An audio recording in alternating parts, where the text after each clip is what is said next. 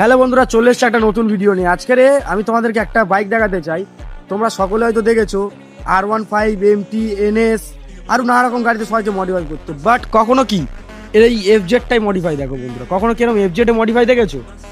আমি ভাই বলবো যে আমাদের ডায়মন্ডের মোস্ট লোডেড FZ, ঠিক আছে? তোমরা একবার দেখে নাও। চলো তোমাদের আরেকটা জিনিস দেখায় এই গাড়ির, মানে আর একটা জিনিস আছে যেটা খুবই ইউনিক, যেটা কেউ আমাদের ডায়মন্ড চত্বরে কেন ওয়েস্ট বেঙ্গলে এই মুহূর্তে আমি দেখিনি যে FZ এরকম মডিফাই আছে বলে। যাক তোমাদের দেখাই, চলো একবার দেখো বন্ধুরা, সামনের লুকটা একবার তোমরা জাস্ট চেক করো, ঠিক আছে? মনে হয় না বন্ধু এরকম আছে বলে। আর গাড়িটা স্টার্ট করলে তো আরেকটা জিনিস হবে। ভাই একটু স্টার্ট কর গাড়িটা, তো তোমাদের দেখাই। দেখো দেখো এই ডিআরএলটা পুরোপুরি অফ করা আছে ভিতর থেকে, নিজস্বভাবে এটা করেছে মিস্ত্রি দিয়ে, ঠিক আছে? আর না আমাদেরকে বলতে চাই আমাদের গাড়িতে করতে পারবো না বলে করতেও দিচ্ছে না। যাই হোক, তোমাদের তো একটা জিনিস দেখানো হয়নি বন্ধুরা।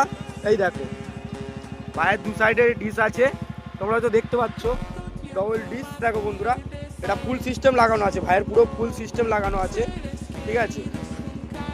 একবার র্যাপ করে তোমাদের দেখাই।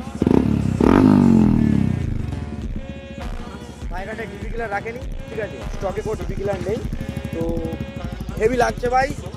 আমার তো চোখে দেখা FZ মোস্ট লোডেড FZ আমাদের ডায়মন্ড চত্বর কি ওয়েস্ট বেঙ্গলের মধ্যে মোস্ট লোডেড, ঠিক আছে? তোমরা যদি অবশ্যই দেখে রাখো তাহলে আমাকে অবশ্যই কমেন্টে জানিও।